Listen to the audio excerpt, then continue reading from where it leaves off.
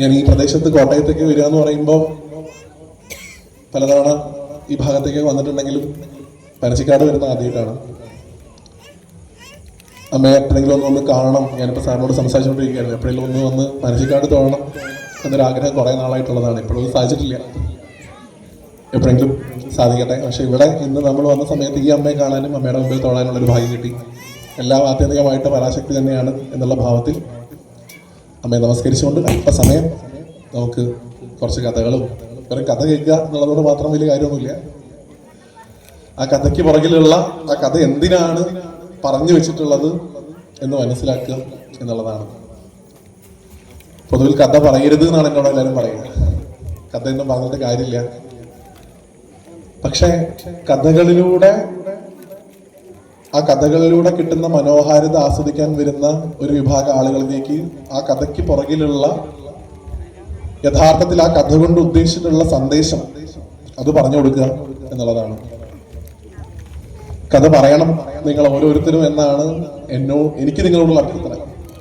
ഇവിടെ ഞാൻ നോക്കുമ്പോൾ ഏറ്റവും കൂടുതൽ കാണുന്ന അമ്മമാരെയാണ്, സ്ത്രീകളെയാണ്. നിങ്ങളോടുള്ള ഏറ്റവും വലിയൊരു അഭ്യർത്ഥനയാണ് നിങ്ങൾ നിങ്ങളുടെ കുട്ടികൾക്ക് കഥകൾ പറഞ്ഞു കൊടുക്കണം. തുടക്കത്തിൽ ചിലപ്പോൾ നിങ്ങൾക്ക് പുരാണ കഥകളൊന്നും പറയാൻ പറ്റിക്കൊള്ളുന്നില്ല. അപ്പോൾ വല്ല കാക്കയുടെ പൂച്ചയുടെ ഒക്കെ കഥ പറഞ്ഞു തുടങ്ങി കഥ കേൾക്കാനുള്ളൊരു മാനസികാവസ്ഥ കുട്ടികൾക്ക് ആവുന്ന സമയത്ത് നമ്മുടെ സനാതന ധർമ്മത്തിൽ ഒരുപാട് കഥകളുണ്ട്. ആ കഥകളൊക്കെ അവർക്ക് പറഞ്ഞു കൊടുക്കാനുള്ള സമയം നിങ്ങൾ കണ്ടെത്തണം എന്ന് മാത്രമാണ് ആമുഖമായിട്ട് എനിക്ക് പറയാനുള്ളത്. ഒപ്പം തന്നെ ആ വരുന്ന തലമുറയെ അമ്മയ്ക്കും ഗുരുവായൂരപ്പനൊക്കെ സമർപ്പിക്കാൻ വേണ്ടിയിട്ടുള്ള ഇടപെടലുകൾ നിങ്ങളുടെ ഭാഗത്ത് ഉണ്ടാവണം എന്നൊരു എളിയ അഭ്യർത്ഥന നിങ്ങളുടെ മുമ്പിലേക്ക് വയ്ക്കുകയാണ്. ഞാനിവിടെ വന്നപ്പോൾ ഈ ഒരു പ്രോഗ്രാമിന് ഇപ്പോൾ ഈ ശ്രീഭദ്ര അമ്മൻകുട ആഘോഷ സമിതിയിൽ കണ്ട ഭൂരിഭാഗം ആളുകളും ഒരു 40 വയസ്സിന് താഴെയുള്ള ചെറുപ്പക്കാരാണ്. അവർക്കൊക്കെ ഈ ആരാധനയോടും നമ്മുടെ ദേശത്ത് നടത്തേണ്ട ഉത്സവത്തോടൊക്കെ ഇത്രയധികം താല്പര്യം തോന്നാനുള്ള പ്രധാനപ്പെട്ട കാരണം ഞാൻ മനസ്സിലാക്കുന്നത് അവരുടെ അച്ഛനും അമ്മയും അവരെ നല്ല രീതിയിൽ ഇതിൻ്റെയൊക്കെ പ്രാധാന്യം പറഞ്ഞു കൊടുത്ത് വളർത്തിയതുകൊണ്ടാണ്. അതുപോലെ നമുക്കും 52 എന്ന് പറയുന്നത് വലിയ സംഖ്യയാണെങ്കിൽ പോലും അമ്മയെ സംബന്ധിച്ചിടത്തോളം അത് ചെറിയ സംഖ്യയാണ്. 52 520 1020 ഒക്കെ ആവും ഭാവിയിൽ. അപ്പൊ അതിനൊക്കെ ഏറ്റെടുക്കാൻ പറ്റുന്ന തരത്തിലൊരു തലമുറ ഇവിടെ വളർന്നു വരേണ്ടതുണ്ട്. അവരെ ആദ്യത്തിന് നമുക്കിങ്ങനെ വലിയ മന്ത്രങ്ങളൊക്കെ പറഞ്ഞിട്ട് അവരെ പേടിപ്പിക്കാൻ പറ്റില്ല. അപ്പൊ അവർക്ക് ആദ്യം കൊടുക്കാവുന്ന ഏറ്റവും നല്ല ആധ്യാത്മിക വിദ്യാഭ്യാസം എന്ന് പറയുന്നത് അവർക്ക് നല്ല കഥകൾ പറഞ്ഞു കൊടുക്കുക എന്നുള്ളതാണ്. ഇന്നിവിടെ നമ്മൾ 1 2 3 കഥകളൊക്കെ പറയും. അത് ചില കഥകളൊന്നും നിങ്ങൾ കേട്ടിട്ടുണ്ടാവില്ല, ചിലത് നിങ്ങൾ കേട്ട് പരിചയമുള്ളതായിരിക്കും. എന്ത് തന്നെയായാലും ആ കഥകളുടെ പുറകിലുള്ള തത്വത്തെ കുട്ടികൾക്ക് പറഞ്ഞു കൊടുക്കുക എന്നുള്ളതാണ് നമ്മൾ ഉദ്ദേശിക്കുന്നത്. ഗുരുവായൂരപ്പന്റെ കഥകൾ മാത്രമായിക്കൊള്ളുന്നില്ല. കാരണം ആത്യന്തികമായിട്ട് ഇവിടെ ഭഗവതി ഇരിക്കുന്ന സമയത്ത് ഭഗവതിയെ കുറിച്ചുകൂടി സംസാരിക്കാതെ ഗുരുവായൂരപ്പനെ കുറിച്ച് പറയാൻ പാടില്ല എന്നാണ് ഞാൻ നിങ്ങൾക്ക് പൊതുവിൽ എല്ലായിടത്തും പോയി പറയാനുള്ളൊരു കാര്യമാണ്.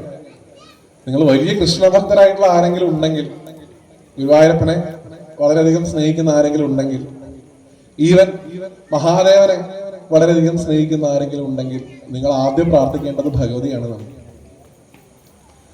ഭഗവതിയുടെ ഒരു കൃപ ഇല്ലാണ്ട് ഗുരുവായൂരപ്പനെ നമുക്ക് കിട്ടില്ല, മഹാദേവനെ നമുക്ക് കിട്ടില്ല എന്ന് പറയാം. പ്രത്യേകിച്ച് ഗുരുവായൂരപ്പനെ കിട്ടണമെങ്കിൽ ആദ്യം ആരെ പ്രാർത്ഥിക്കണം എന്ന് ചോദിച്ചു കഴിഞ്ഞാൽ ഭഗവതിയാണ്. ഭഗവതിയെ പ്രാർത്ഥിച്ചാലാണ് അത്ര ഗുരുവായൂരപ്പനെ കിട്ടുള്ളൂ. ഗുരുവായൂരപ്പനെ പ്രാർത്ഥിച്ചിട്ട് ഗുരുവായൂരപ്പനെ കിട്ടുക എന്ന് പറഞ്ഞാൽ ടഫാണ്, നല്ല പ്രയാസം, പെട്ടെന്ന് കിട്ടില്ല. മറിച്ച് ഭഗവതിയെ പ്രാർത്ഥിച്ചു കഴിഞ്ഞാൽ വളരെ പെട്ടെന്ന് ഗുരുവായൂരപ്പനെ സാക്ഷാത്കരിക്കാൻ സാധിക്കുന്നതാണ്. ഇവിടെ നിങ്ങൾക്ക് പനച്ചിക്കാട് മൂകാംബികയായിട്ടും സരസ്വതി ഭഗവതിയായിട്ടും വെളുത്തുരുത്തിയിൽ അംബഭഗവതിയായിട്ടും ഒക്കെ ഇരിക്കുന്ന അമ്മയെ അത്യന്തികമായിട്ട് മുറുക്ക പിടിക്കുക. ആ അമ്മയുടെ നാമങ്ങൾ കുട്ടികൾക്ക് ചൊല്ലാൻ വേണ്ടി കൊടുക്കുക. സഹസ്രനാമമാണെന്നൊന്നുമില്ല, ചെറുപ്പത്തിൽ അമ്മയെ നാരായണ എന്നെങ്കിലും കഥകളൊക്കെ പറഞ്ഞു കൊടുത്ത് അമ്മയുടെ ഭക്തി ആ കുട്ടികളിൽ ഉണ്ടാക്കിയെടുക്കുക എന്നുള്ളത് മാത്രമാണ് എനിക്ക് നിങ്ങളോട് അഭ്യർത്ഥിക്കാനുള്ളത്. ഇല്ലെങ്കിലുള്ള പ്രശ്നം ഈ കഥ കേൾക്കാതെ വളരുന്ന കുട്ടികളാണ് കഥയില്ലാത്തവരായി പോകുന്നത്. എന്റെ ജീവിതത്തിനൊരു കഥ ഇല്ലാണ്ടായി പോയി എന്ന് പറഞ്ഞിട്ടാണ് പല ആൾക്കാരും ഏത് ഷോള ഏത് ഹുക്കിൽ കുരുക്കണം എന്ത് കുടിക്കണം എന്ന് തീരുമാനിക്കുന്നത്. എന്റെ ജീവിതം ഒരു കഥയില്ലാത്ത ജീവിതമായി പോയതാണ്. ഇല്ലെങ്കിൽ പിന്നെ മറ്റു ചേച്ചി നടത്തുന്ന കഥയില്ലാത്ത ജീവിതം എന്ന് പറഞ്ഞ എപ്പിസോഡിൽ പോയിരിക്കേണ്ടി വരും. ഇതിൽ ഏത് വേണമെന്നുള്ളത് നമ്മൾ തീരുമാനിക്കുക. കഥ കേട്ട് വളരണം കുട്ടികൾ. കഥ കേൾക്കാതെ വളരുന്ന വലിയൊരു വിഭാഗം കുട്ടികൾ ഉണ്ട് എന്നുള്ളത് ഞാൻ ഈ അടുത്ത കാലത്ത് വളരെയധികം തിരിച്ചറിഞ്ഞുകൊണ്ടിരിക്കുന്ന സമയമാണ്.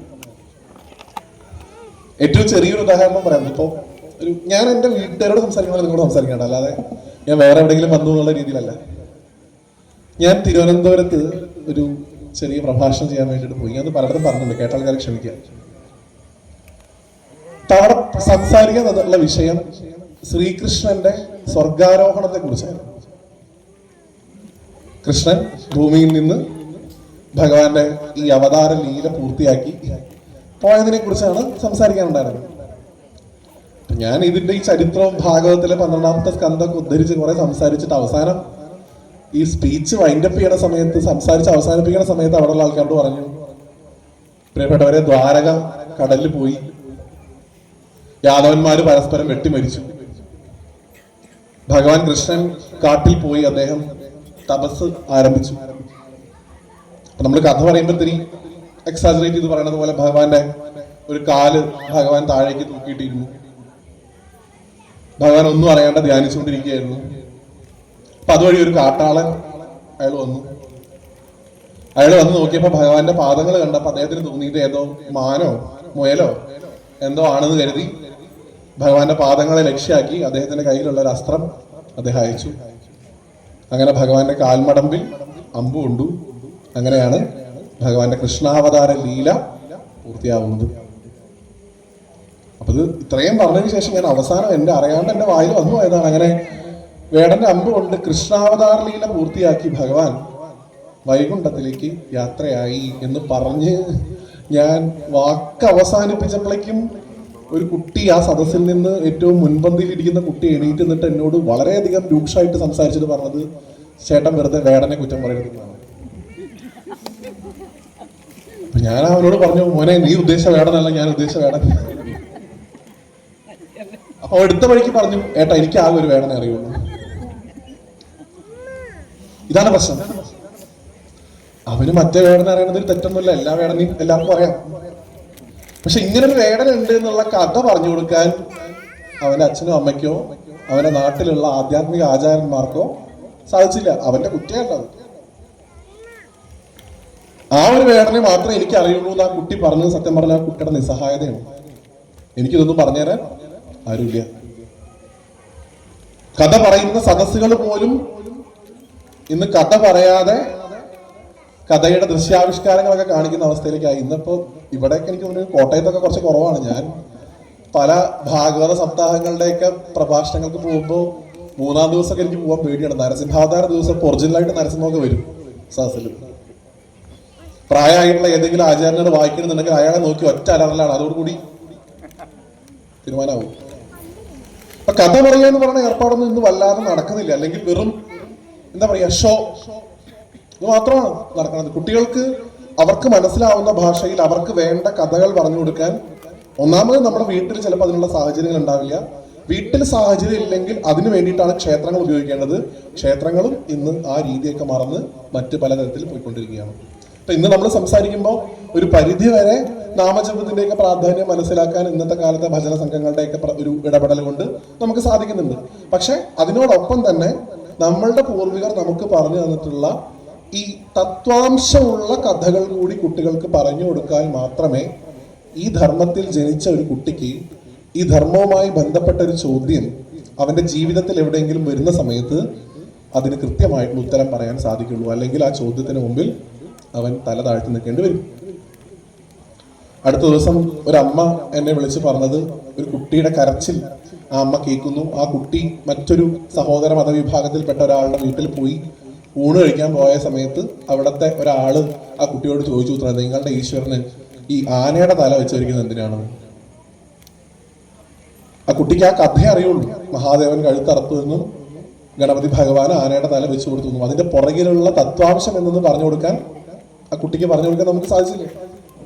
ഇന്നും എത്ര പേരാണ് പ്രിയപ്പെട്ട ഗുരുവായൂരപ്പനെ ഈ സ്ത്രീകളുടെ പുറകിൽ നടക്കുന്നവൻ, വസ്ത്രം കട്ടുകൊണ്ടുപോയവൻ, രാധയെ ഉപേക്ഷിച്ചവൻ, എന്നൊക്കെ പറഞ്ഞു നടക്കുന്ന കാലഘട്ടമാണ്. എന്തുകൊണ്ട്? ഇതിന്റെയൊക്കെ പുറകിലുള്ള തത്വാംശം എന്തെന്ന് പറഞ്ഞു കൊടുക്കുന്ന തരത്തിൽ കഥ പറയാൻ നമ്മുടെ ആചാര്യന്മാർക്ക് പലർക്കും സാധിച്ചില്ല, അല്ലെങ്കിൽ അങ്ങനെ പറഞ്ഞു തരുന്ന മഹാത്മാക്കളുള്ള വേദിയിൽ നമ്മൾ പലരും പോയില്ല എന്നുള്ളതാണ് ഇതിന്റെ യഥാർത്ഥത്തിലുള്ള പ്രശ്നം.